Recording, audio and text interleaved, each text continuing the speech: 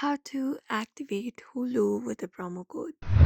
If you'd like to activate Hulu with a promo code, you will typically need to follow up these steps. So you can head over to the Hulu website here like this, and on your screen you can look out for different plans. So you can begin the process of signing up for a Hulu new subscription. So let's say this is the subscription I would like to plan. So let me just go ahead and tap on this option right here, which is get them both. So you can select the Hulu plan that best suits your need. So you can just go ahead and enter up your email and just go ahead and continue the process and log into your Hulu with your Disney Plus account or any other account.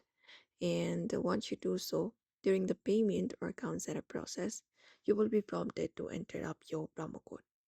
So you just need to head over to that section, and there you need to enter up the promo code, follow the process, and follow the remaining prompts to finalize your Hulu account. In that way, you can activate Hulu with a promo code very easily within hulu.com. And that is it. You may also follow the same process if you would like to activate Hulu with a promo code if you are a new subscriber. So I hope this information was helpful. Give it a thumbs up and subscribe for more tips and tutorials.